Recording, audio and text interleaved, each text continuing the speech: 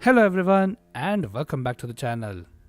So today I will be finally doing the tier list video on all of the bosses in Dark Souls 3. This is a video I should have done a long time ago, but things happened in my life, so now I can finally finish it. So just like the Dark Souls 1 bosses tier list video, I'll be rating these bosses based on my opinion, whether I find them fun to fight, whether they teach you something, or if the rewards that they give you are good enough. And unlike in Dark Souls 1, almost every boss gives you something, so there's a lot to talk about here. And also, I'm just more familiar with the boss weapons in this game. But without further ado, let's get right into it, shall we? So, the very first boss that we face in this game is Udex Gundyr or Udex Gundar. I'm not gonna lie, I still don't know the actual pronunciation of his name. But regardless, if I have to place him on this tier list, I would say he's easily high A tier. In my personal opinion, Udex Gundyr or Gundar is the best first game boss ever created in any of the Soulspawn games. He's like not as easy as the Asylum Demon was in Dark Souls 1, or well, whether you choose the Dragon Rider or the Last Giant in Dark Souls 2. And thankfully, he's not as hard as the Grafted Scion from Elden Ring, because yeah, they really just threw that thing as the first boss of the game, huh? But regardless, I would say first game boss design peaked with Udex Gundyr. And the reason why I say that is because he teaches like the core skills that you would need in order to beat the rest of the game really early on to you. Like, because when you fight this boss, usually your only hope is to just time your rolls correctly. You don't have the option to just roll out of his way like you could with the Asylum Demon in Dark Souls 1. And the reason why you are forced into doing that is because Udex Gundyr has a lot of range due to his halberd being just very long, and no starting class in the game like has, I think, enough range to actually hit him from far enough. If you use like sorcery or something, maybe you have, but your casting speed in that case is really slow, which of course Gundyr can easily punish with his own attacks.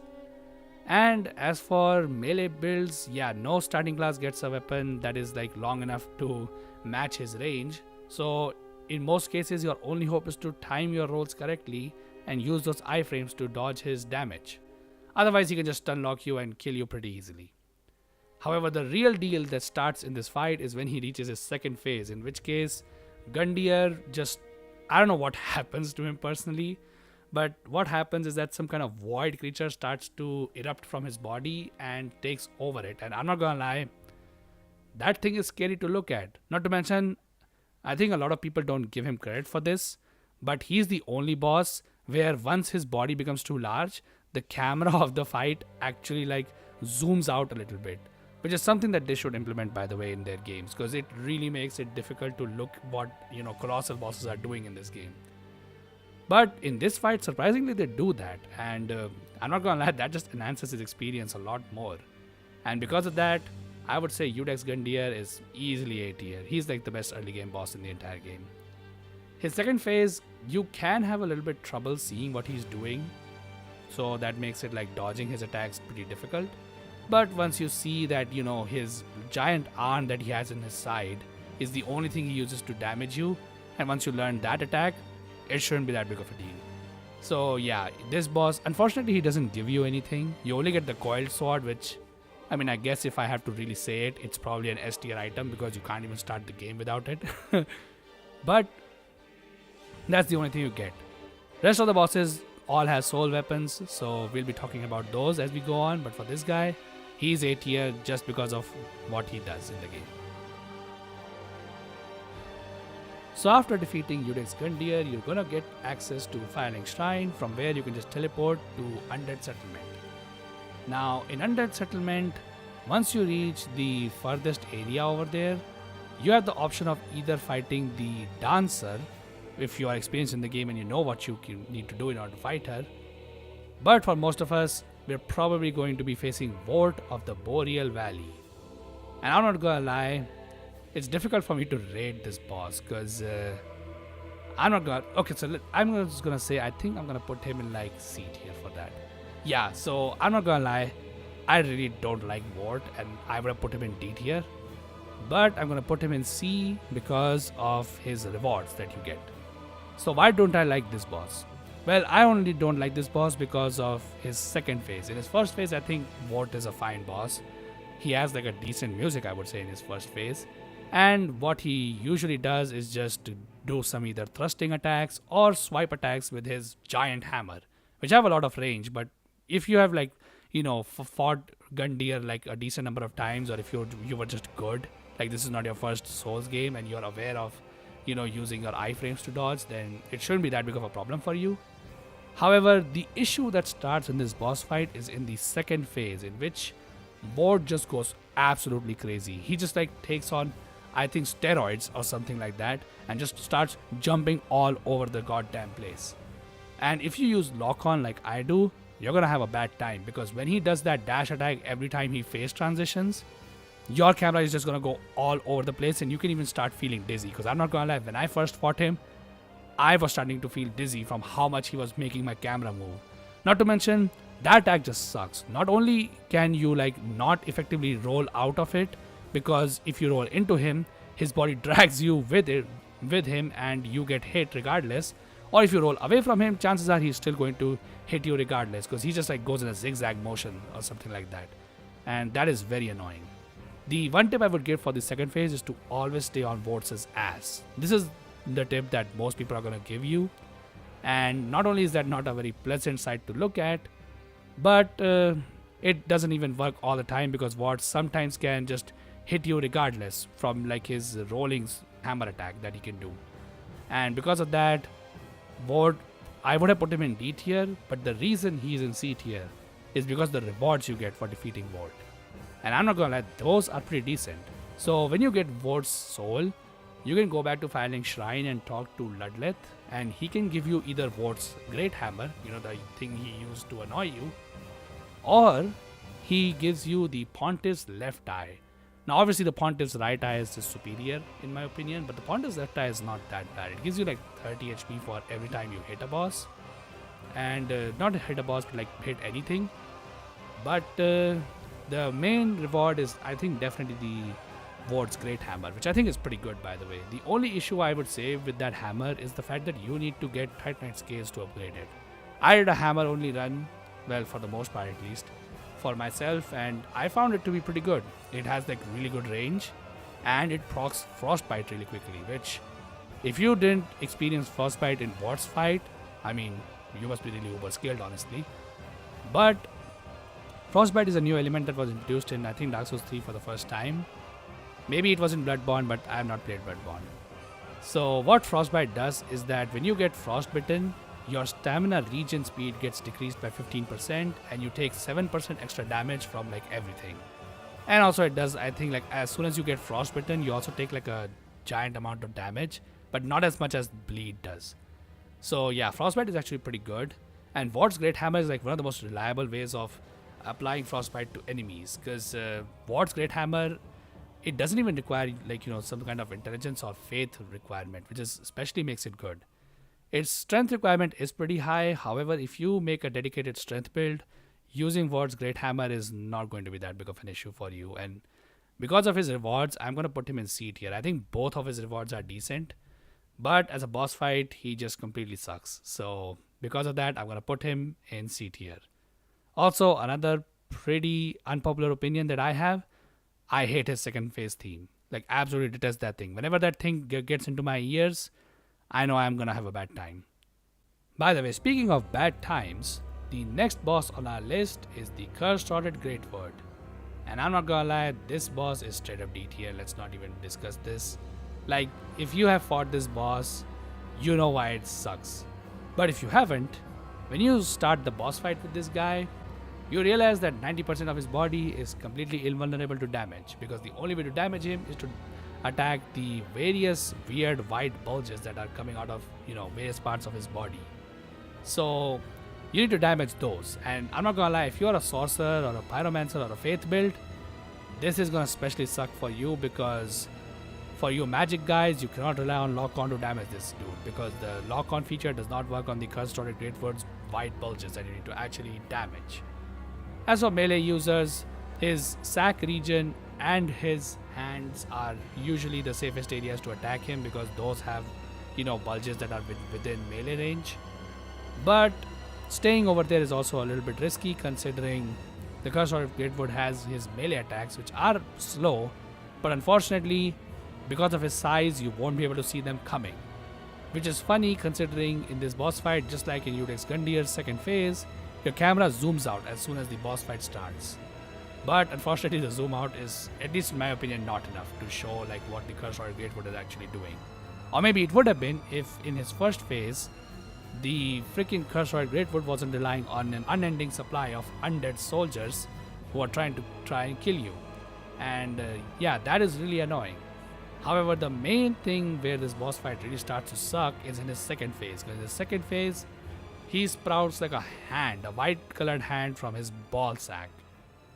Yeah, that sounds dirty. But that's exactly what happens. And then this boss fight just turns into a stupid game of, waiting for this boss to actually let you attack him so that, you can actually finish this boss. While he constantly just, rolls around doing some slam attacks that spread poison all over the place. Or he's just, dropping his fruits again. Or he's relying on that hand from his ballsack region to try and grab you. So, yeah, you just have to run around a lot in this boss fight until he finally gives you the opening to, damage him. But once you do, the Cursor of Greatwood gives you the Transposing Kiln, which you actually need in order to get the boss weapons. So you can't actually get Ward's Great Hammer and once you finally beat him. In order to get that, you need to first beat the Cursor of Greatwood in order to do that. So that is one thing. The other thing that you get is the Aster Spear, which, yeah, that spear is not good. It has a special move that allows you to, I think, damage enemies through shields. But that's only useful for enemies that are actually using shields. If they're not using it, then that skill is just pointless. As for his other weapon, now that one is definitely interesting because that is the Hollowslayer Greatsword. Now technically stat-wise it's not that amazing, its scalings are below average and its range is whatever and its weight is also average for a greatsword. However, where that thing shines is in its special effect, which is where it does 20% extra damage to every undead enemy in the game, which includes bosses and regular enemies alike. Which, as you can probably guess, is most of the enemies in the game, and most of the bosses as well.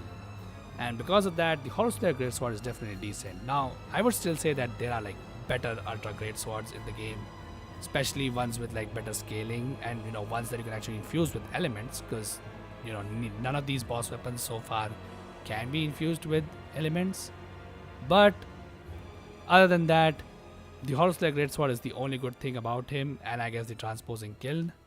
Because if those things were not present, the Cursor of Greatwood would probably be one of the worst bosses in the entire Souls franchise. So after defeating the Cursor of Greatwood, you don't get to fight a boss in the game for quite a long time. But once you do, you can either face the Abyss Watchers, which is your first Lord Soul boss, or you face the Crystal Sage. And I'm not gonna lie, the only debate I have is whether the Hollowslayer Greatsword is good enough to put the Cursor of Greatwood above the Crystal Sage or not. In terms of boss fights, the Cursor of Greatwood is obviously worse than the Crystal Sage, but the Crystal Sage is not much better. But the Hollowslayer Greatsword might be a good enough reward to put the Cursor of Greatwood above. You know what? Maybe not. I'm gonna put the Crystal Sage above Cursor of Greatwood, but these two are very close. And the only reason is of course the Hollowslayer Greatsword, because that thing is actually decent. As for the Crystal Sage, on the other hand, this boss fight just completely sucks. What it does is do some dumb magic attacks which sometimes either hit you or not even hit you, then making you look like a stupid person for rolling out of their attacks because they don't even hit you. Or he spawns orbs, like a crystal orb that he can spawn behind you, and that guy follows you, and if he hits you, he does a lot of damage, and if you don't have enough vigor, it can even one-shot you. So obviously that wastes your time because you have to wait on this orb to, just go away. And once you actually get close to the Crystal Sage to actually damage him, he teleports away. Or if you are, I guess, lucky or unlucky, he can pull out his rapier and actually do thrusting attacks towards you. But most of the time he's just going to teleport away and repeat the entire process that I just described over and over again. until you reach his second phase, in which case he starts to spawn dummies of himself, which you can distinguish between by easily telling the color of their magic attacks, because the real Crystal Sage will only use magic attacks that look purple, whereas the fake ones use blue sorceries. However, the funny thing about the fake Crystal Sages is that they use Soul Spears in order to damage you, and I'm not gonna lie, those Soul Spears, I have seen them do more damage than the Crystal Sage has ever done. And that is very funny. So you have to effectively just kill those fake guys anyway if you don't want to die immediately. And then the boss fight is over. So yeah, pretty garbage boss, not much to discuss here. The discussion that we will have to do is the rewards that you get for defeating this boss. Now, the boss rewards that you get for defeating Crystal Sage is I think it's called the Crystal Barrage, and I'm not gonna lie, that thing just sucks. All it does is just shoot and magic orb that is like goes above and then just rains crystals down on the enemies, which obviously they are not reliable to hit you for the Crystal Sage, so how can you rely that magic attack to hit anything? I guess it can hit like big enemies, but even then the damage is not good enough. You can like easily do more damage with like other sorceries that you can get in the game. As for the next weapon that he gives you, that's the Crystal Sage's Rapier, and it's a thrusting sword, and while it has the advantage of, I think, being the longest thrusting sword in the game, the unfortunate thing is that that thing has just such terrible damage and scaling, and you can't infuse it with any gems, so it will stay that way regardless.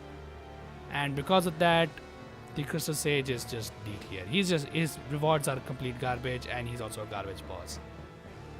The only reason he's above Cursed-Sworded Greatwood is because Cursed-Sworded Greatwood is just that bad. Because the Hollow Slayer Greatsword easily outclasses any reward that the Crystal Sage gives you. But the boss fight itself is just saving him from being below the Cursed-Sworded Greatwood. So yeah, the Crystal Sage is D tier. So after defeating the Crystal Sage, you can, well, I guess you can even go into the DLC if you get tricked by Gale and you can fight these bosses. Well, if you even manage to make it that far, which I'm going to guess you won't be able to. So you're gonna just naturally progress through the Deacon's Temple and reach, well, not temple, it's a church. And you will reach the Deacons of the Deep boss fight, which I'm not gonna lie, this boss fight sucks, but at least it's amusing. So I'm just gonna put it in C tier. It's probably better than Volt, because at least I don't have a bad time with the Deacons. Unless I'm doing a garbage weapon playthrough or a thrusting weapon playthrough, because those really suck in the Deacon's boss fight. Honestly, I don't even know whether I should call this a boss fight or not, because this really is a boss fight once you have reached the second phase, when the Archdeacon finally makes an appearance. Before then, all this boss fight includes is that it will spawn a bunch of the Deacons in just one room, and what you need to do is to kill the Deacon that has a red glow within him. Now once you kill that Deacon, the red orb that is causing that glow for that Deacon goes up in the air and then gets absorbed by another Deacon. Now the Deacons keep spawning in this boss fight, so you need to do this over and over again until the boss gets to like around 50% of its health, in which case the Archdeacon makes an appearance, and then you just need to kill the Archdeacon. The only problem is that he's just surrounded by a million Deacons, and they constantly stagger you out of your attacks, because in Dark Souls 3 nothing really has any poise. And if you let the Archdeacon do his charge attacks, they do like dark damage, and like they can just instantly one-shot you.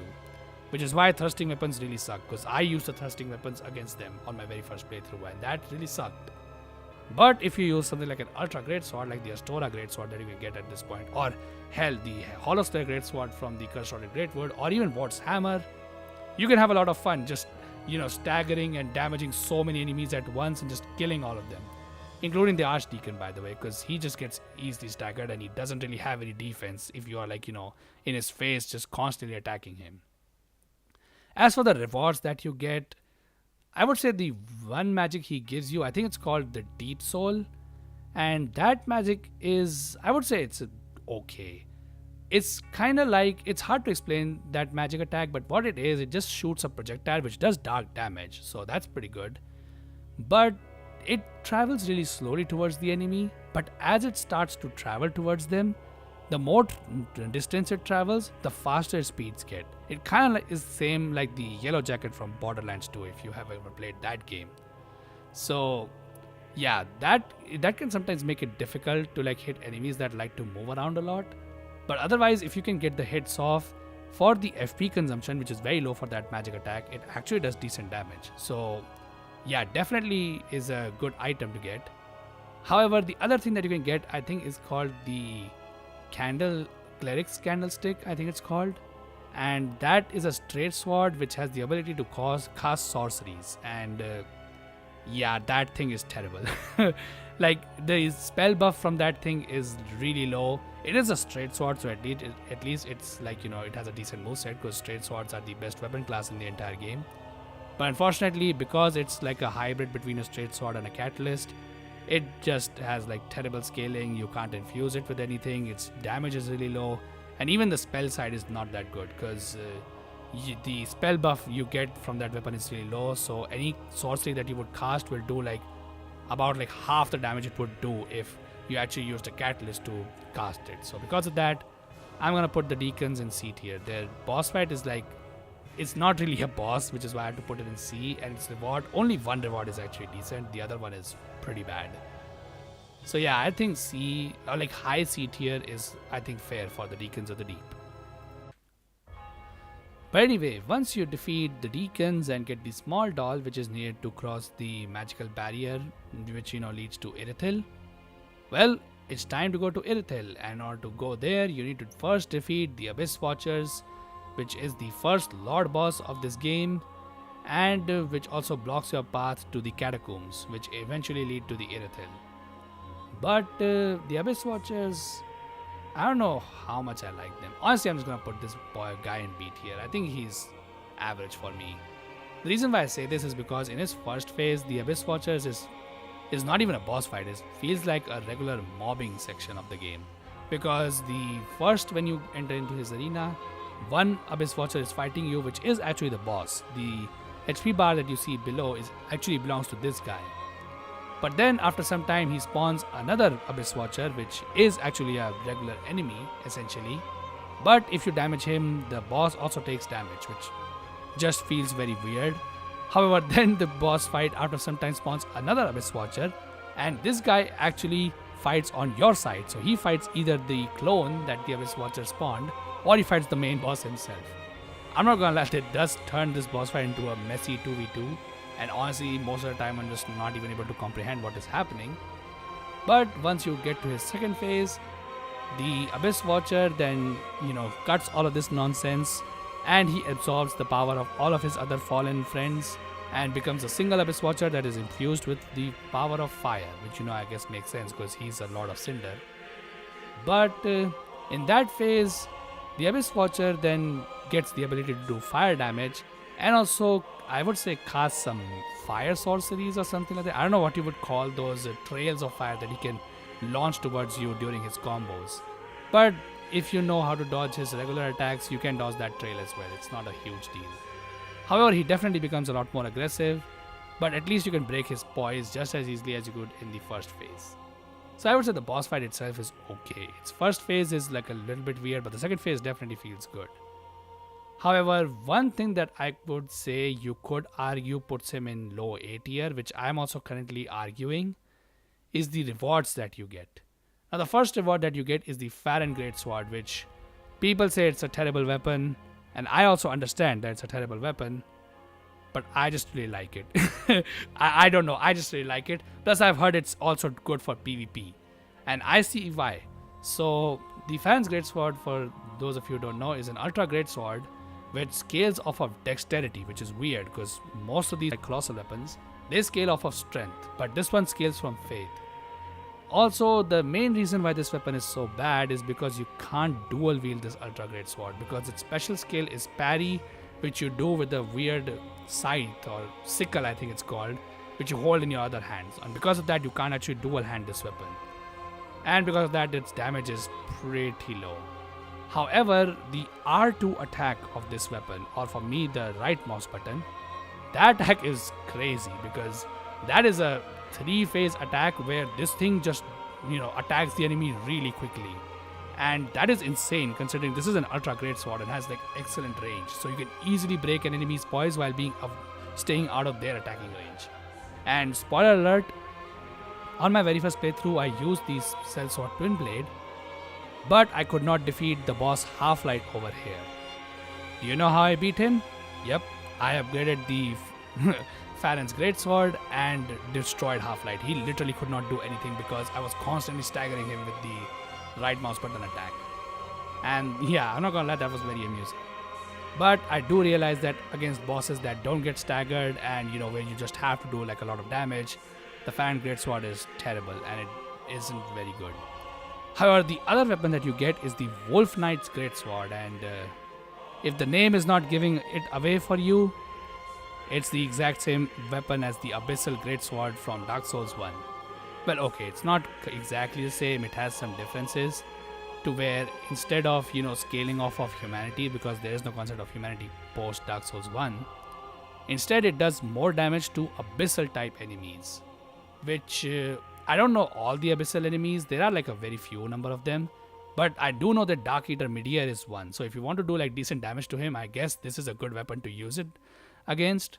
And because it's the exact same weapon as the Abyssal Greatsword, it also has the good skills of that, where you have a circling R1 attack which looks the exact same as Knight Artorias' attack from Dark Souls 1, or if you have dual-handed the weapon, the skill that he uses is the flip attack that Artorias does in his boss fight in Dark Souls 1. So yeah, the moveset is pretty good, and because you can actually dual hand that weapon, it actually does pretty good damage. So because of that, I would say that the Abyss Watcher is B. Like, his rewards are not great, but they're also not like completely terrible. And because the boss fight itself is also like above average, at least in my opinion, I'm gonna put him in B tier. He definitely could be argued to be in low A, but I just don't feel like he's like as good as the other bosses that will be placed in the A tier. Anyway, so after you defeat the Abyss Watchers, you get access to the Catacombs, and if you know the path to a secret area in the Catacombs, you can get to the next boss on our list, who is the Old Demon King. Now, the Old Demon King, honestly, by his boss fight is pretty mid. Not even mid, I would say is below average. And that's because he has like really slow attacks with his hammer. The hammer can sometimes do some AoE damage with like his lava spreading all over the place, but it's not too big of a deal. And I guess he can sometimes like do some fire attacks at you, but those aren't too big of a deal either. That's because the boss has like really low health. I have no idea why he has such low health, but he does.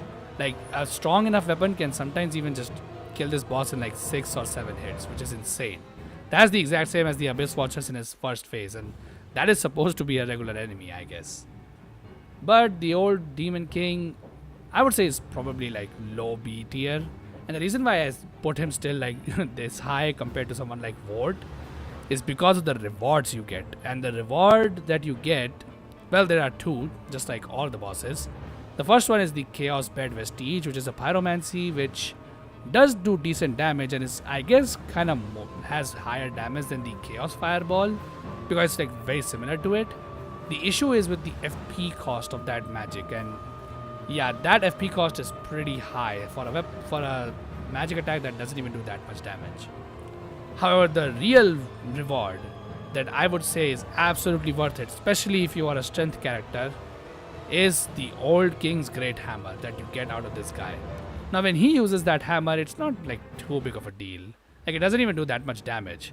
However, don't let that distract you, because when the player uses it, that hammer is insane. It does so much damage. It has like a really high posture when you are doing an attack, so staggering you out of your attacks are really difficult. However, the main thing that hammer has going for it is its skill. And I think I don't remember the skill's exact name. It's very similar to Perseverance, which is something that even Vort's Great Hammer has. Now, Perseverance, it doesn't do too much. I think it just gives you some defense buff for like 6 seconds. However, the special version that the Old King's Great Hammer has not only gives you Perseverance boost, but you can follow it up with an R2, or for me, I guess it would be Control. And when you do that, it slams the hammer 2 times towards the ground, and if you hit an enemy with this thing, it does really high poise damage. You can instantly poise damage and then leave enemies vulnerable to crits. Not to mention, another great benefit is that because it activates Perseverance, your defense rise is pretty high while this attack is going on, and your poise damage, or like your poise damage absorption, is really good. Like, you cannot be staggered out of this attack. The only issue would be that because it's a ground slamming attack, you may have issues actually landing this move on enemies that are like moving around a lot. However, if you land like the first attack, I'm gonna say your follow-up attack is definitely gonna land because most enemies will get staggered immediately. Not to mention, when you are doing this slam, like, Perseverance attack, it also spreads lava below you as well, which can damage the enemy if it gets caught into it, and it does a lot of fire damage. So if you are a strength build, definitely fight this boss and get that old King's Great Hammer because it's one of the best weapons in the entire game. Anyway, so once you defeat the old Demon King, you can finally go back up and defeat High Lord Volnir, who is the next boss on our list and the guy who is blocking the path to Irithyll.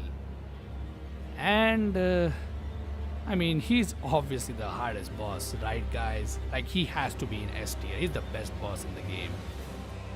Okay, I'm obviously joking, and I'm not gonna make the same shitty joke I did in the Dark Souls 1 video where I put Pinwheel in a separate tier list. So let's just put this Pinwheel-esque boss right where he belongs, down in D tier. Although maybe he's not completely bad, he's at least better than these guys. So what Volnir is basically a jump scare boss. You're playing now Five Nights at Freddy's along with Dark Souls, I guess, with this dude. Because what happens is that as soon as you reach his boss arena, the entire screen goes black. You don't really realize where you are, but then as soon as you move a little bit ahead, Volnir just comes out of nowhere and jump scares you. However, that's the only time you'll be getting scared of this boss because, yeah, once you know what you're doing, this boss is really easy and you can just end this boss fight in like under 1 minute. And the reason why is because you can normally fight him, damaging his exposed body parts and then attacking those to do damage to him. However, he has a lot of health, so that will take some time. Instead, what you're actually supposed to do is to destroy the glowing bracelets that he has on his hands. And if you destroy them, all of Volnir's HP just goes away and he gets sucked into the void and the boss fight ends. Now, this boss fight just really has nothing to talk about. The only thing I would say you might fall into is that if you're not paying attention, you can get behind Volnir if he like drags his hand behind, and if that happens, you will die instantly because if you go really close to Volnir, he has this like curse built up, a type of mist behind him, or he can spew that out of his mouth as well if you're close enough. So just be careful of those because those can kill you really quickly. But other than that, Volnir, there's just really not much to talk about this guy. This is like one of the worst bosses in the entire game. But in terms of rewards that you get, one of the rewards that you get is the Black Serpent magic, which I guess it's a decent magic attack, if it lands that is, because it's actually unreliable. But the other weapon that you get is the Volnir's Holy Sword, which honestly it's pretty mid for a great sword. But I guess its skill can be good for AoE damage so that you can deal with a group of enemies. Because what it does is you slam the sword into the ground and then an explosion happens with a pretty huge radius that damages enemies, I think, almost as much as your heavy attacks. So I guess it's decent. Also, just like the Demon King's Great Hammer, if you hit the enemy physically with the sword while you're doing that skill, so you can actually damage the enemy twice, which is pretty good. But just like that weapon, doing this skill while also hitting an enemy with the sword physically is kind of difficult. Though at least the follow-up blast will always hit the enemy. But because of its long charging time, I can't say the Volnir is great, so Holy Sword is like that great. And because of that, holy guy Volnir, I forgot his title, yeah, he can just go in D tier. But anyway, once you defeat Volnir, you finally reach Irithyll.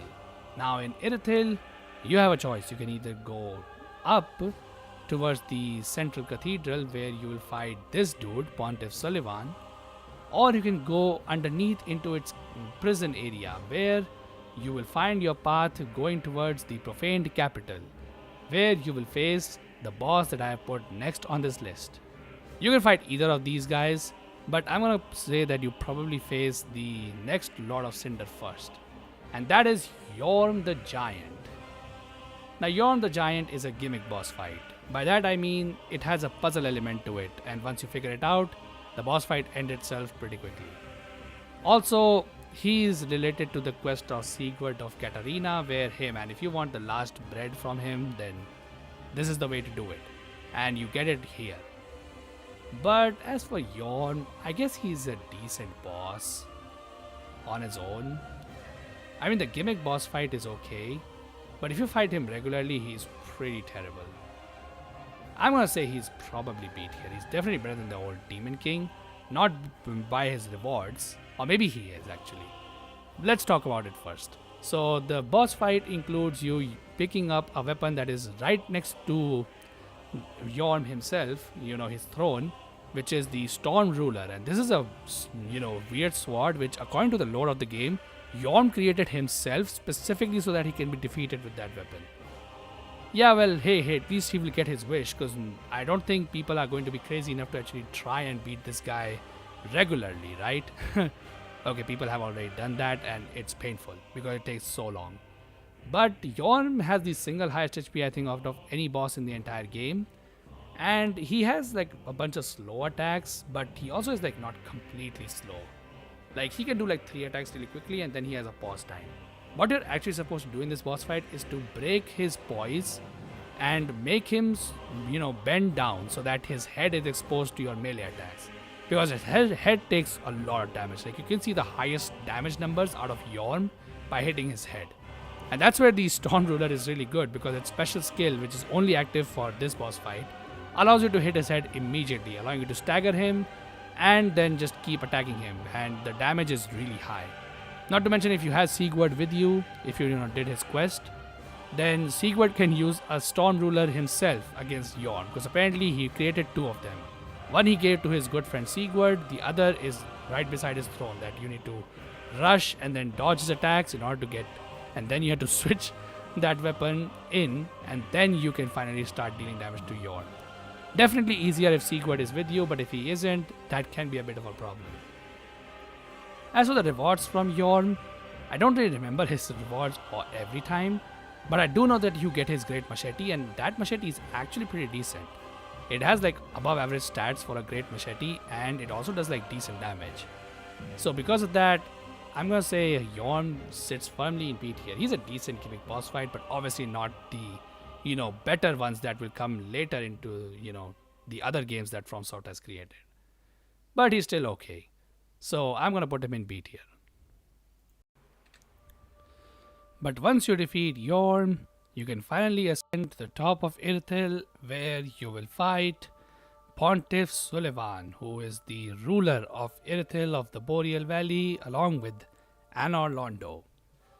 So Pontiff, I'm not gonna lie, I think this is the first S tier boss in the entire game. Even though if I'm ranking characters, he's probably going to be like pretty low because he's a dick. But regardless, as a boss fight, he's just really awesome and I can't deny it. So the Pontiff Suleiman boss fight is really good, and it's probably going to be the first boss fight where most people will get stuck, because I'm not gonna lie, majority of these boss fights so far, they aren't that difficult. Sure, they might be at a different pace than the previous 2 Dark Souls games, but they definitely won't give you too much trouble. Pontiff, on the other hand, can definitely give you a lot of trouble because he has some really fast attacks, but they're not as, untelegraphed as Gwyn had in Dark Souls 1. So you shouldn't have, any trouble dodging them if you're paying attention. If you're not, however, paying enough attention, Pontiff will easily kill you, and because he does like so much damage, and he does it really quickly. So yeah, you just need to be careful around Pontiff, learn his patterns, learn his duration of his combos, and then see where your openings lie, which obviously will depend on what weapon you're using. As for his second phase, Pontiff, what he does is that he grows wings, becomes even more aggressive, and can do this one attack where he will just stand in one place and spawn a duplicate of himself. Now, if you are using a weapon that is strong enough, you can actually kill this duplicate while it's getting, teleported towards the field. And yeah, if you're quick enough, you can not only do a lot of damage to the Pontiff, but also to the duplicate itself at the same time. But if you don't, this duplicate can cause a lot of issues because whatever attack the duplicate does, the Pontiff will follow suit really quickly. The good thing is that whatever attack the duplicate will do, Pontiff will do the exact same attack towards you. So at least he tells you what the Pontiff is about to do. But it's still much easier to deal with him one-on-one than it is in 2v1. But because he just gives you such an easy time killing his duplicate, I'm not gonna take it against Pontiff Sulyvahn. But even if he wasn't a great boss fight, the rewards that you get for beating Pontiff Sulyvahn are really good. So he wields two weapons. One looks to be infused with the Dark Moon Blade magic, while the other looks to be infused with the Profaned Flame that is found in the Profaned Capital where Yorn was. Now, you can get both of these weapons and both of them are pretty good. But the better weapon would definitely be the Ultra Great Sword that I think is called the Profaned Great Sword. And that's because that weapon has a skill which basically it does the exact same attack as the Sky Uppercut attack that every Great Sword has. However, this particular weapon, when it does that attack, it consumes a lot of stamina, and it can also fling lighter enemies in the sky. But it also, while doing that, infuses this weapon with fire, which just increases the damage that this thing does to even higher levels. Now, there are other great swords that also do that, and I guess there's only one great sword that would be actually better than this in that regard. But this thing is required much earlier than that one, so I'm just gonna say this: both of these weapons are great. I think the other one is called the Great Sword of Judgment, and it's pretty good.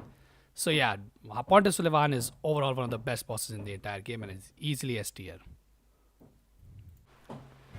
But anyways, once you defeat Pontiff Sulyvahn, you can finally reach Anor Londo, and in the exact same room where you fought Ornstein and Smough, only to find that Ornstein and Smough have been replaced by this guy, Aldrich, Saint of the Deep, Devourer of the Gods, although he only devoured Darksun and Gwyndolin, and I guess the fattest slug in the entire game as well, sure.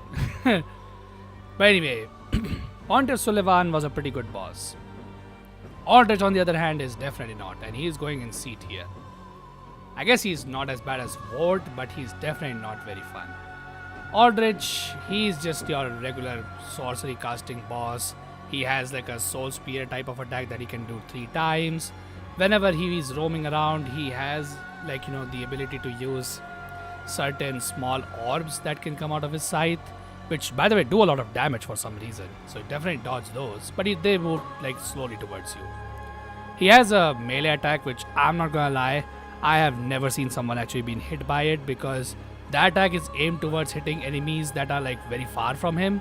But obviously you are going to be very close to him, so he never hits anything and just leaves himself open for attacks. He unfortunately takes the most annoying trick from the Crystal Sage's book and teleports away as soon as you get close to him. Except when he teleports, he can do damage to you. So just be careful, and be careful when he is teleporting so that you can roll to dodge that. As for the other things that Aldrich can do, the most annoying thing he can do is with his Dark Moon Bow, I guess, which he took from Darksun Gwyndolin when he ate him or her. So that attack can just instantly kill you because of just how much damage it does. And dodging the attack can be a little bit of a pain because you have to run away from this guy while the attack is happening, and that attack follows you for quite a long time. So yeah, you need to just keep running. As for anything else, he really doesn't have much, so Aldrich is overall a pretty underwhelming boss fight, especially because he's a Lord boss after all. Yorn was a gimmick boss fight, Abyss Watchers was decent, Aldrich just straight up sucks. So yeah. As for the rewards that you either get the Dark Moon Longbow, which he probably took from Darksun Gwyndolin, but because it's a bow, I don't think I need to tell you, it's terrible, so don't use it. As for the other thing that you get the Life Hunt Scythe. Now before you guys get all bricked up, it's not a physical weapon, it's a miracle this time.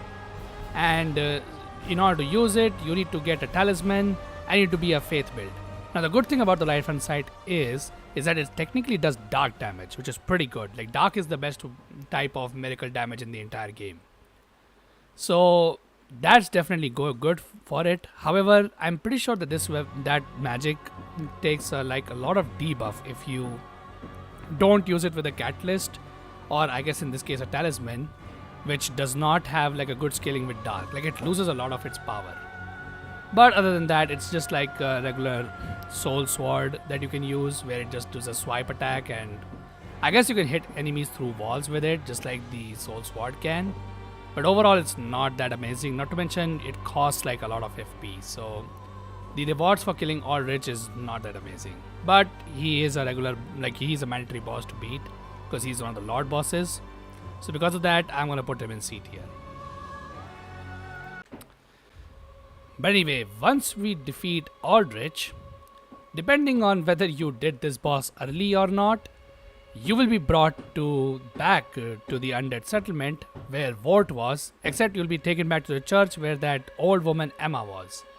And if you didn't kill her at the time when you met her, you will find her dead on the floor. Talk to her, and once you talk to her, she gives you a bowl, and once you get that bowl, this thing comes out from the roof of that chapel and starts to attack you. And this is the Dancer of the Boreal Valley. Now the Dancer, I don't know where to put her honestly. I would say Dancer is a pretty good boss. I'm gonna put her in S tier. She's probably low S and high A, but Dancer is pretty good. I really like her because her attacks are just like really cool. Her first phase is like kind of mid because Dancer is like, she doesn't really do too much in her first phase. Like her attacks are like almost non-existent. However, be careful. The one thing she really likes to do in her first phase is a weird grab attack, which has like a bad hitbox in my opinion, because you can get easily grabbed by it, and if you get grabbed, Dancer does a lot of damage with that grab attack. So just be careful. However, the main boss fight, I would say, when this boss fight actually becomes great, is in its second phase, when the Dancer decides to pull a second sword from the ground and then starts to do her signature 5 swing attack, or like a 5 round circle attack that just does so much damage. Like even if you have a lot of health, I'm pretty sure Dancer can one shot you with that attack if you get caught in its combo entirely. Not to mention, this is why you need to keep your stamina high as soon as she's in second phase every time, because if you don't have a lot of stamina, chances are she can do that attack and then you are completely screwed.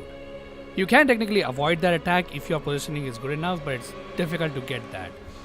The funny thing about the Dancer and the Vort is that both of these bosses, I would give you the exact same tip, and that you need to stay on their asses, because that's the safest place to be. However, if she's doing the round attack, being on her ass will help you almost nowhere.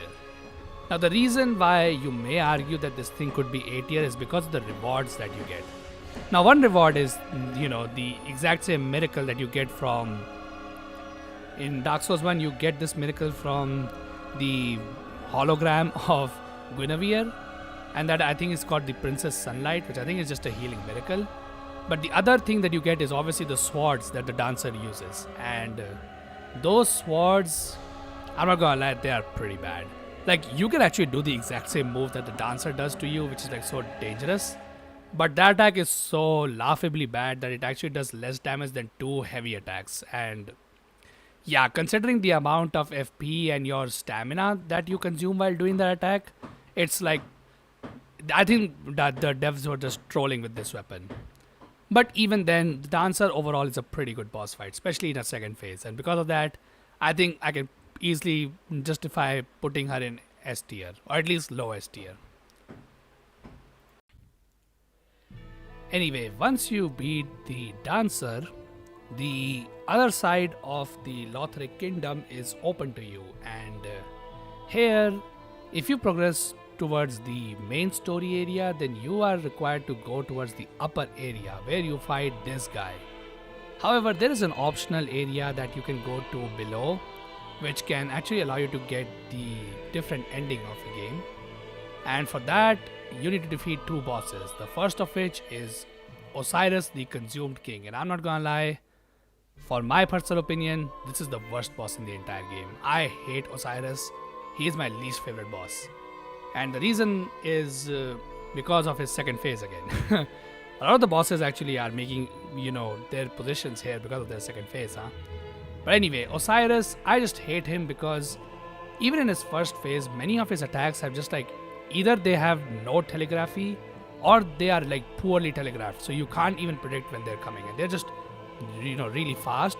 Not to mention for how fast they are, the damage is insane. However, the main reason why Osiris makes it to the bottom is because of his second phase, where Osiris takes up, same attack from Wart's book, where he just madly dashes towards one side of the arena. And I'm not gonna lie, at least with Wart, I have seen people like, effectively dodge Ward's attack, even though I can't personally do it. Osiris, I have never seen anybody actually like properly dodge this attack. Maybe I should watch like hitless runs. But to be honest, I think those hitless runs don't even do Osiris entirely. Maybe they do, I don't know. But Osiris has like the worst dash attack in the entire game. It has like a super weird hitbox. When I looked up guides as to how to dodge that attack, people say stay under him. But I swear to God, I stay under him, that dash attack still hits me. Not to mention that attack can one-shot me even if I have like over 35 vigor, which is just insane. Not only is that an attack that has like really bad telegraphy, but it also does so much damage, which is just stupid. His other attack involves him flying in the sky and then, firing his frost breath on you, which I now see is actually the exact same breathe attack that Seath the Scaleless does, which is a bit weird because I don't remember seeing Osiris in the Crystal Cave. But regardless, yeah, Osiris is a pretty garbage boss. I really hate him. He has poorly telegraphed attacks. He does needlessly very high damage, and even his boss arena is not that great because sometimes you can get stuck on that boss arena, or you can try to roll away only to get stuck on the debris, or sometimes Osiris can just pull up BS and he can just get completely caught in some debris, or you can dodge his attack, or sometimes the debris will push him ahead, so you will think, oh, you're safe in the safe in this range, only for Osiris to get pushed ahead because he just fall off some debris and you get hit and you die. So because of that, Osiris is a complete garbage boss fight and I really hate him. As for the weapons that you get, well, I guess here's something that you have. So if you beat Osiris, you get the White Dragon's Breath, which is the exact same breath attack that Seath the Scaleless does, which I guess is cool if you liked Seath, but I did not. Not to mention this magic attack is pretty bad. Like, it consumes a lot of FP and it doesn't even do that much damage because it doesn't even land on the enemies most of the time.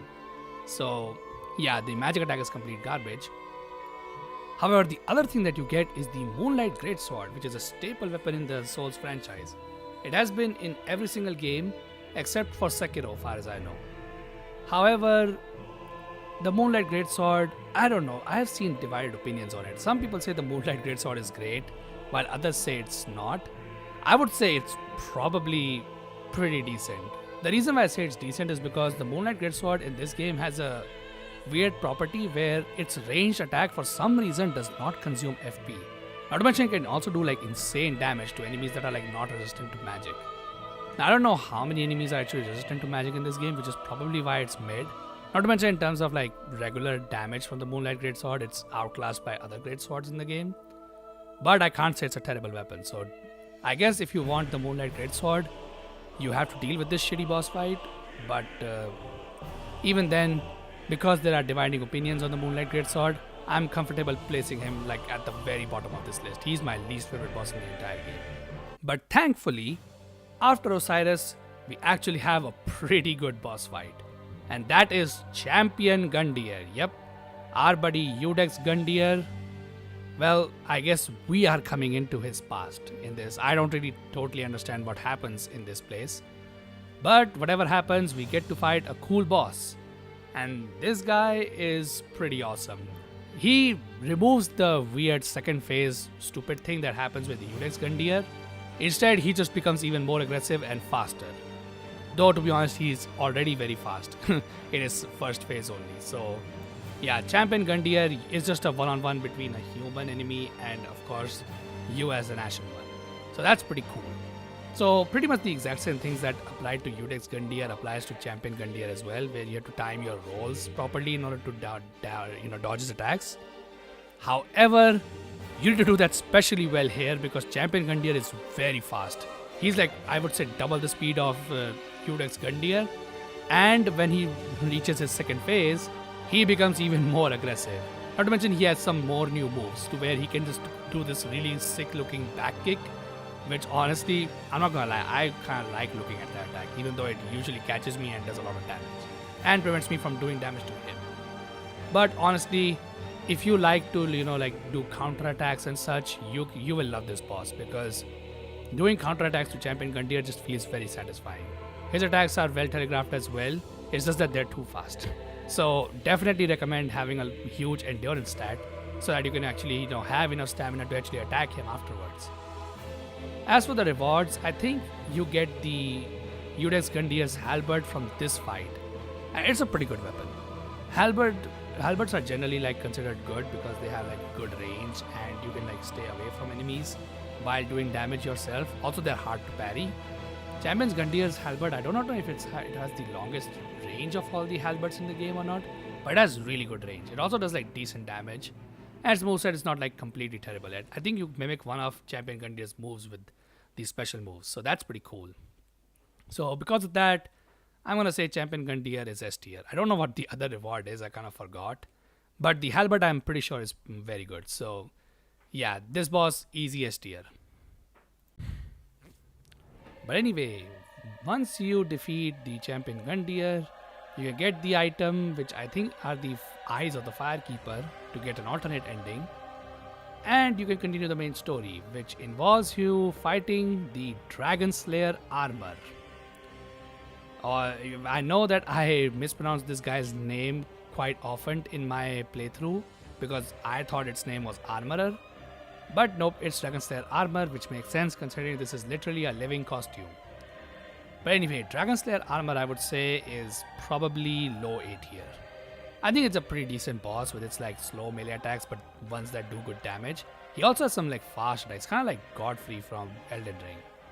But obviously he's not that aggressive and he doesn't have that many fast attacks. But other than that, the Dragon Slayer armor is pretty good boss, and the only time he sucks is in his second phase, because in his second phase these weird, I still don't know the name of this stupid enemy because it only appears in this one boss fight. I just like to call it the Bed of Chaos enemy because when I first saw it, I was immediately reminded of the Bed of Chaos. But anyway, those butterflies, I think they're butterflies, they start to spew fire on the battlefield, and I'm not gonna lie, that is very annoying, especially when you're trying to either dodge the Dragon Slayer armor's attacks or when you're trying to damage him, because you're gonna get staggered by that thing. Not to mention it does pretty good damage. The Dragon Slayer armor on the other hand, he has some AoE attacks which are BS, but they're not too bad, far as I remember. Not to mention he doesn't even do them often, because those AoE attacks come from his shield, not his actual great machete, or I think it's a great axe. But it looks a lot like a machete, I'm not gonna lie.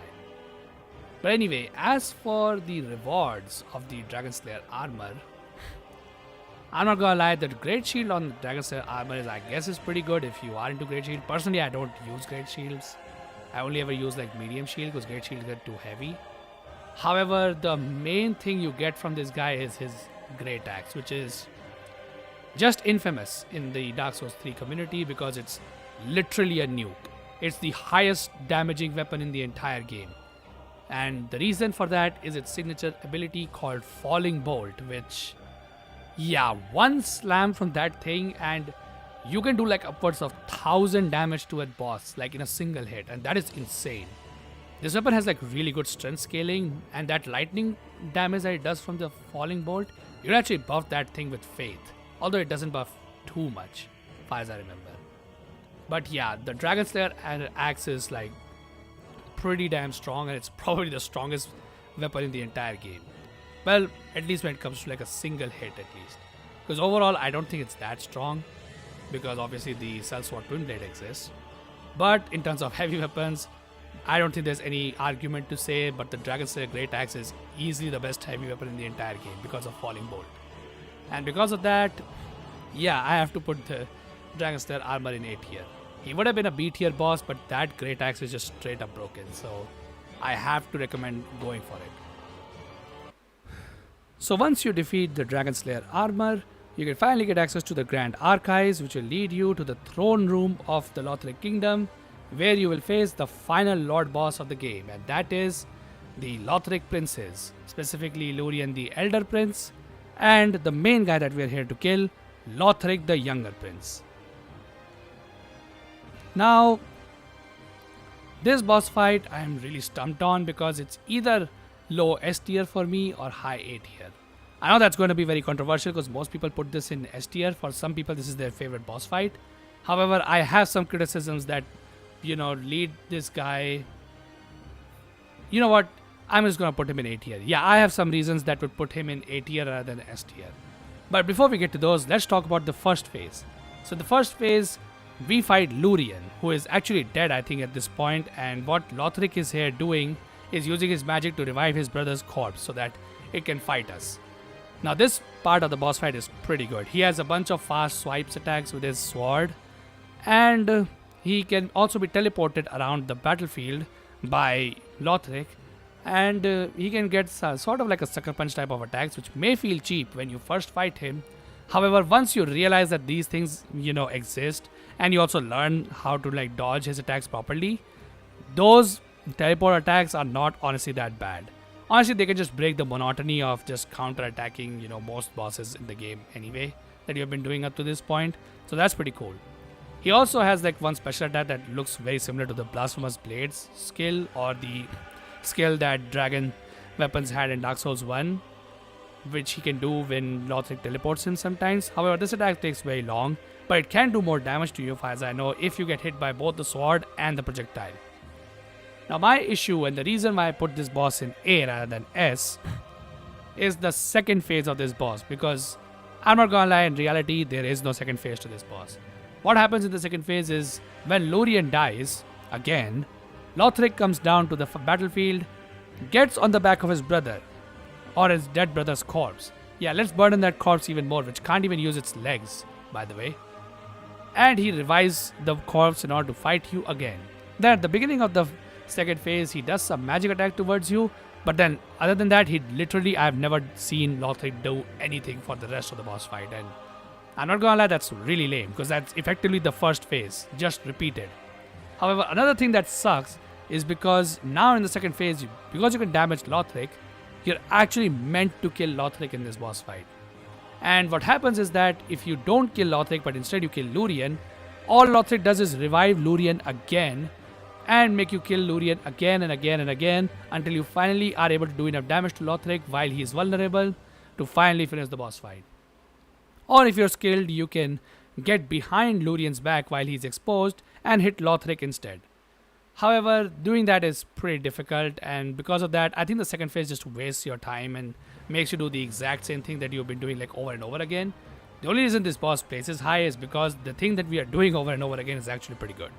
So that's why I put the Lothric Princess in A tier, because I think the second phase just really sucks. I would have loved if Lothric actually like did more than what he does in the second phase. Or maybe if in the second phase, let's just say we kill Lurien again, but now Lothric is himself trying to fight us. I think that would have been pretty cool, but Lothric is just a spoiled little brat, so he doesn't do that.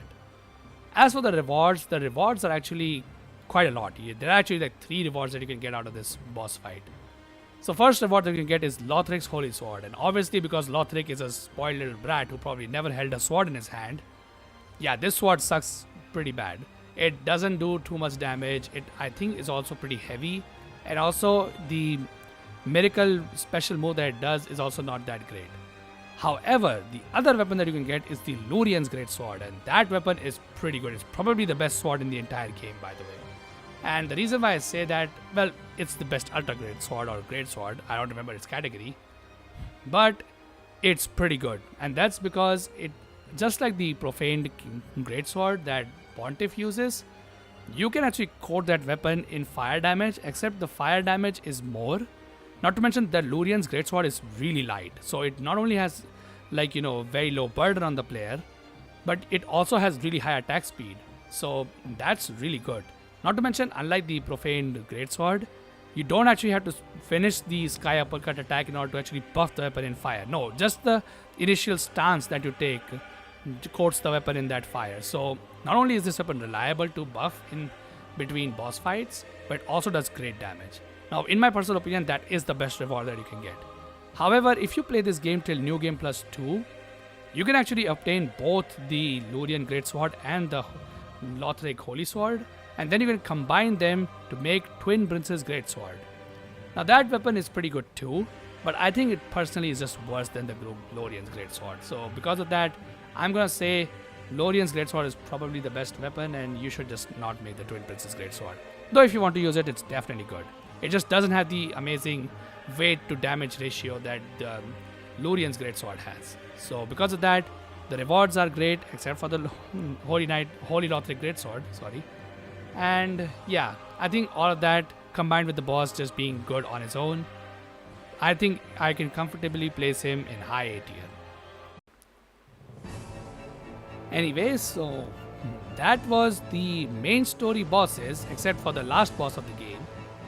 But before we talk about him, there are 2 extra bosses that you can fight, which are hidden behind a secret area in the Profaned Capital, and that is the enemies of the Archdragon Peak. And in Archdragon Peak, the very first boss you face is the Ancient Wyvern. Although to be honest, this is more of a cutscene. This is not an actual boss, so I'm just gonna place him in D tier. Honestly, I don't know why this thing even exists. This boss has a lot of health, but he only does like regular stomping attacks and the, stupid jump up in the air and then breathe fire downwards attack that most dragons have in Dark Souls franchise.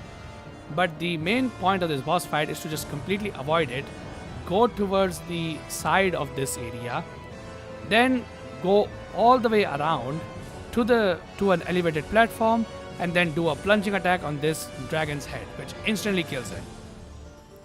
Yeah, so this is a cutscene boss.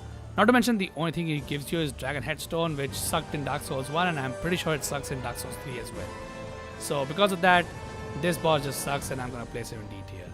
But I'll definitely keep him above Osiris though. Osiris is just trash. But anyway, the next boss that we have is the Nameless King. Now I'm not gonna lie, I know this might sound weird, but this boss, again, I'm having doubts whether I should place it in S and A because of one of its phases. This time it's the first phase. You know what? I don't think I should risk that much hate from the community, so I'm just gonna put him in S tier. But he's definitely below like these guys. And that's because of his first phase, so let's just talk about that immediately. So when you face the Nameless King, he rides on top of a wind dragon, and before you can fight the Nameless King, you have to fight the Wind Dragon himself. Now the Wind Dragon, just like the Ancient Wyvern, has pretty high health, although not as much as this guy does. And the main point is to target the Wind Dragon's head. Except if you try to do that, the Nameless King constantly damages you with his like slam attacks from his spear, or he can throw lightning bolts at you. Not to mention the dragon sometimes have like attacks that keeps him in the air for longer, so you just have to wait around like an idiot for the dragon to actually like come down so that you can actually bonk his head to finally get to the second phase. However, the reason why I'm comfortable placing him in S is because if you do manage to hit the head multiple times, the dragon takes a lot of damage, so he dies really quickly. So you can get to the fun stuff, which is the second phase.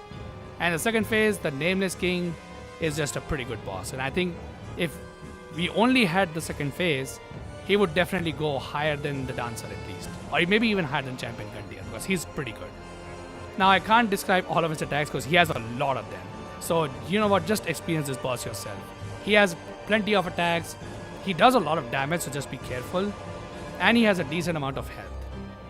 But if you do manage to beat him, you can get his spear, which also has the Falling Bolt move, the same one that the Dragon Slayer armor has.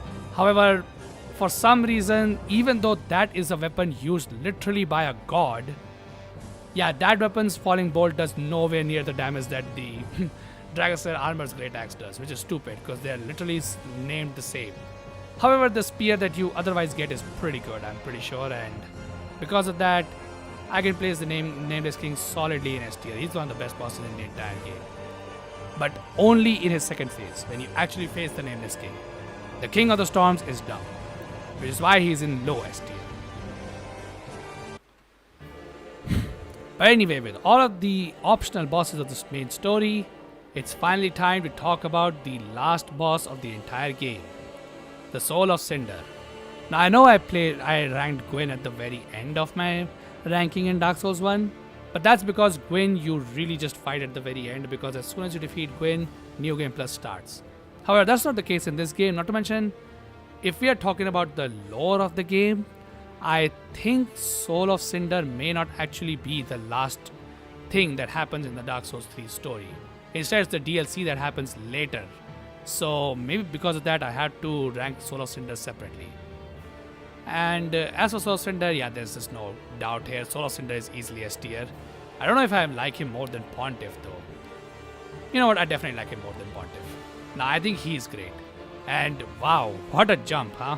We had Gwyn, the ultimate final boss of the game, and he sucked ass and wasn't D tier. Whereas Soul of Cinder, the final boss of the game, ends the game on a pretty high note.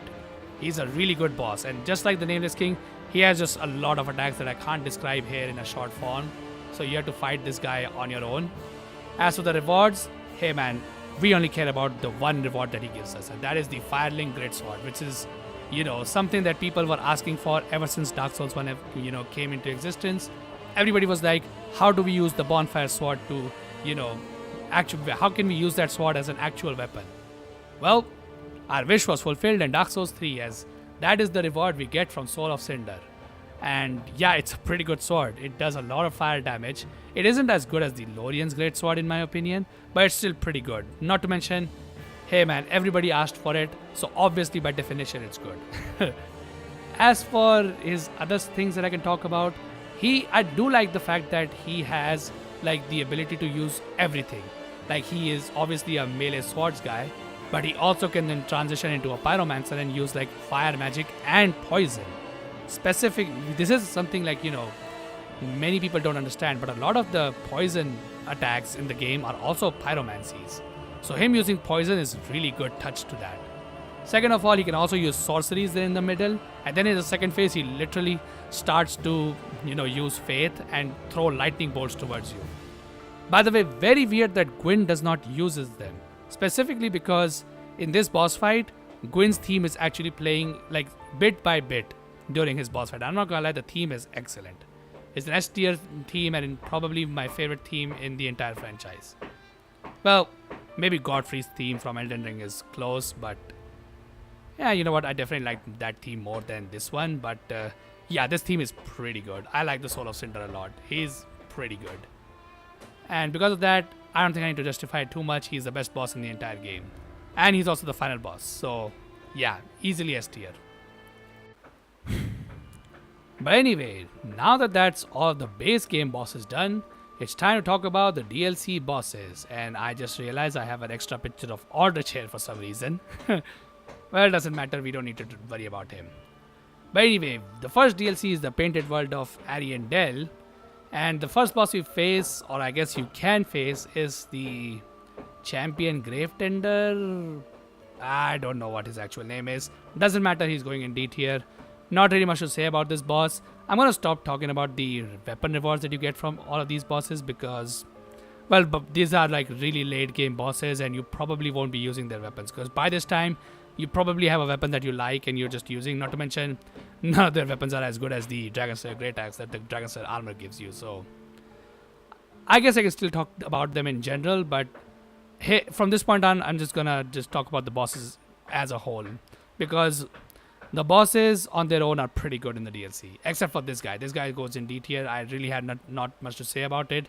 This boss fight literally is just one NPC with like 4 wolves in the first phase, and then once the human enemy gets below half HP, the regular wolf that we have already faced like 2 times before this fight appears, and yeah, it's just like a boss fight of generic NPCs that we all hate. So because of that, this guy goes in D tier. Honestly, the wolf that he spawns in his second phase is more of a boss fight than the guy himself, which is funny. But anyways, the next boss that we have to talk about, the last boss of the Painted World of Ariandel, yeah, this is a pretty short DLC, is Sister Frieda, and I'm not gonna lie, this is my favorite boss in the entire game, and in my opinion, the toughest boss of the entire game as well. And I know a lot of people will find this a little bit controversial, considering most people hate this boss because they say it's a Bloodborne boss put in a Dark Souls game, and that's unfair. I personally can't get behind that sentiment because I've never played Bloodborne. But even then, calling this boss fight unfair is just stupid. Okay, it maybe in third phase it is a little bit unfair, but it's not to this insane degree that people say that it is. But as for the boss fight, when it's not being unfair to me at least, it's like so good. It's very fast paced, very well balanced. I don't think she does too much damage, but she also doesn't have too much HP. But she makes up for it with her attacking speed, but you can always counter attack her, and that is something I really like. Not to mention, she's clearly inspired by Priscilla, which again will easily grant a high rating for me because Priscilla is my favorite waifu in the Dark Souls franchise. Yeah. So other than that, Sister Frida is pretty good. Her attacks are pretty fast. She has a special attack where she goes invisible just like Priscilla does. But instead, you actually have a counterplay this time. And that is that when she goes invisible, she jumps high up in the air. And if you're fast enough, you can actually see where she lands. Because wherever she lands, snow bounces up. So then you can tell where she is. Now, the one thing that I really found cool about this boss fight is how of that invisible attack, I was so afraid of it. Like I was just looking around all over the place to find where Frida is. Because when she's invisible, she's charges her heavy attack, which does a lot of damage if you get hit by it. And yeah, that scared me a lot when I was first fighting her. But then as I got better and better and noticed this, issue in her invisible attack where, when she jumps behind me, she, bounces snow around her, which allows me to see where she is. That one attack that scared me so much becomes her weakness, and I think that's so cool. I don't think any other boss in the entire Souls franchise has ever done that for me, and I found that really cool. Her second phase can be a little bit lame because it's like Father Arendelle and Frida fighting herself.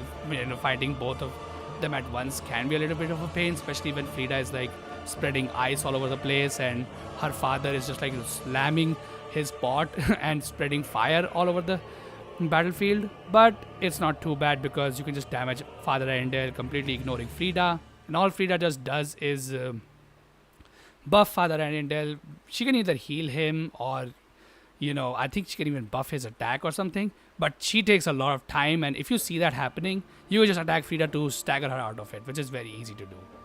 So the second phase is kind of a mid, but it's not too bad. However, then the third phase happens, and this is where people's gripe with this boss comes, because she becomes really fast, and she has this weird black flame slam attack, which is very hard to dodge. Now, I couldn't show you how to dodge this in my playthrough, but it's definitely dodgeable. I have done that dodge myself, and I just forgot how you do it. But Frida is pretty good. Her third phase is just awesome. She's just fast as heck, so you have to keep in her face and keep attacking her so that she doesn't get full combos on you, because if she does, you are just screwed. Not to mention, Frida has by far the coolest grab kill in all of the Souls franchise ever, which is when she grabs you with her both of her sides and then immediately slits your throat. I think that's the sickest grab animation they have ever made. It's even better than Malenia's grab attack, which just it just looks funny. But yeah, Sister Frida has a lot of cool aspects to her, and for me, she's my favorite boss fight in the entire game.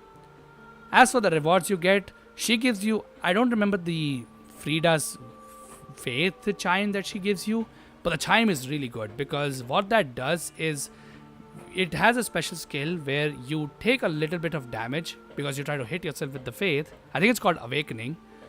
But by taking this damage, you also buff your faith incantations by 20%, which is insane. If you are a faith build, you need to get this candlestick. If you want to do her early on, it's going to be a lot of struggle, but if you succeed, it's a great reward to have, especially for faith build.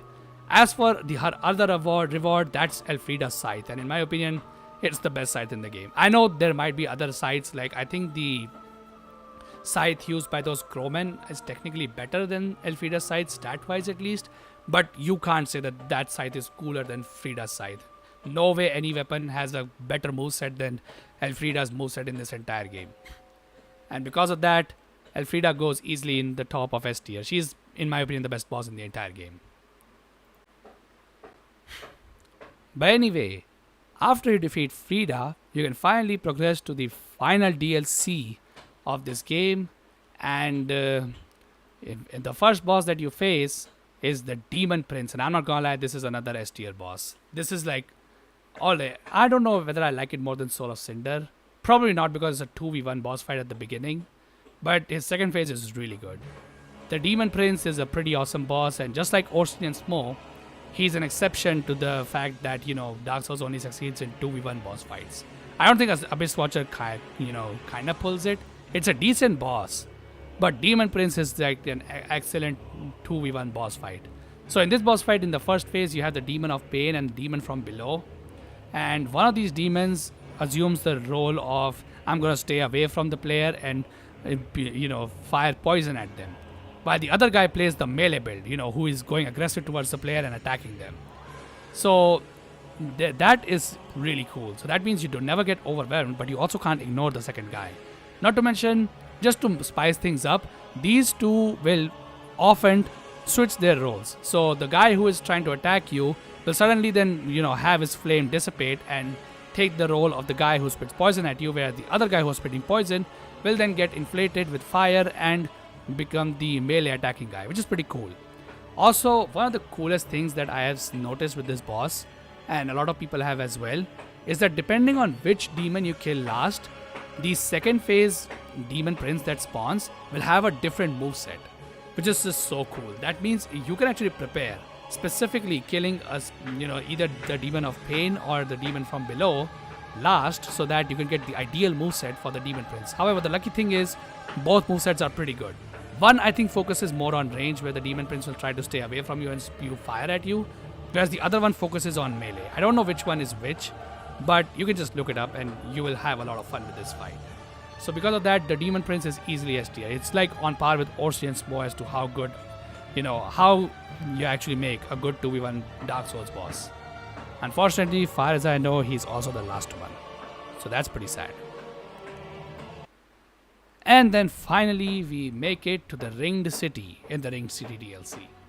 And the very first boss that we fight is Half-Light, Spear of the Church. Well, okay, he's not technically the first boss fight you can fight.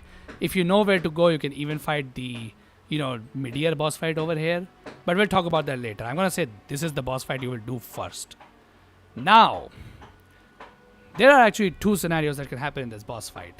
So when Dark Souls 3 first came out, this boss fight was pretty creative.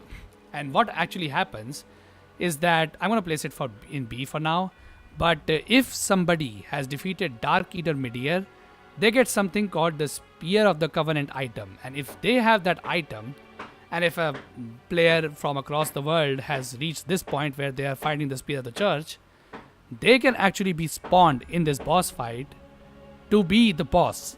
So this is actually a PvP boss fight, where you have to fight an actual person in order to progress in the story.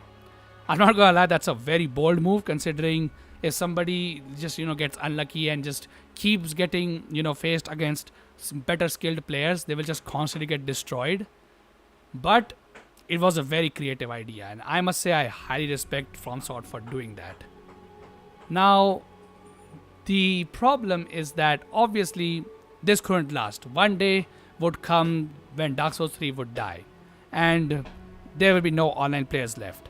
So to compensate for that, they placed a placeholder boss here called Half-Light. And yeah, the placeholder boss, let's just say they didn't put much thought into it, because Half-Light is one of the worst bosses in the entire game. So honestly, maybe I should have had two pictures for this, because if you're fighting an actual player, I think this is an easy S tier boss. You will have a lot of fun in the PvP scene of Dark Souls, because it's just fun, But if you're facing Half-Light, this will go straight in D tier. Like, nobody likes Half-Light, including myself. Although, if you are really having trouble with Half-Light, you can just use the, Farron Greatsword and just destroy him, because he really doesn't do well against that thing. But, yeah, it's very difficult for me to judge. You know what? Since I'll be using the clip from my playthrough only, I'm gonna say, let's rate it for what it was, which was the Spear of the Church. By the rewards, I am pretty sure you don't get anything great. It's still an S tier boss. It's a PvP boss fight. As I said, it can suck if you're constantly getting outscaled, but hey bro, that's on you. That's not on the game. So yeah, I'm gonna say Half-Light is an S tier boss. Sorry, not Half-Light. Spear of the Church is a S tier boss. Half-Light is straight up garbage in D tier. Everybody hates him for very good reasons. He just constantly spams magic attacks, not to mention the worst magic attack in the entire game, which is the homing soul mass. I hate that thing. Although I guess the Spear of the Church can also do that if you fight a player with Miracle, but yeah, the player boss fight means the player also has those limitations which prevent us from being as broken as Half-Light is. So yeah, this boss is easily S tier if you're fighting Spear of the Church. But anyway, if you want to become the boss in this fight, you need to obviously beat this secret boss, and that is Dark Eater Midir. And I'm not gonna lie, this boss is easily S tier. Let's see, I think he probably is here. I like Pontiff more than Midir. I probably like Gundyr. Yeah, I think he's perfect here. So Dark Eater Midir is a secret boss in the Ring City DLC that you can only fight if you know where to go. Although the path is not that well hidden at least. But it's hidden between like an elevator.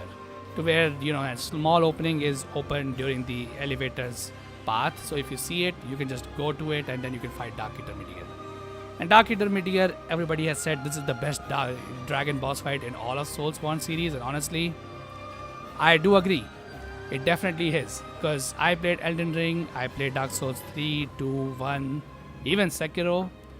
And yeah, none of those games have a boss fight that was as awesome as this particular one. Okay, maybe in Elden Ring, Fortis Axe is actually a pretty good boss fight, but he's definitely not as good as Midir. And don't even compare Prestigious Axe with this thing. That thing is awful. But Dark Eater Midir, he has a lot of health, I would say. Like, really a lot of health. Even if you hit this guy's head and you see like 800, 900 damage being done by a single hit, he still has enough HP to where you will have to hit him plenty of times in the head before you actually finish him off. But luckily for you, he does leave his head pretty vulnerable. Not to mention, the best thing about this boss is that he has very little attacks where he is flying in the air. Not to mention, the OST in the first phase is just top tier. It's not as great as the Soul of Cinder or Godfrey's music, but it's up there as one of the best OSTs in the entire game. And because of that, I just really like fighting Midir over and over again.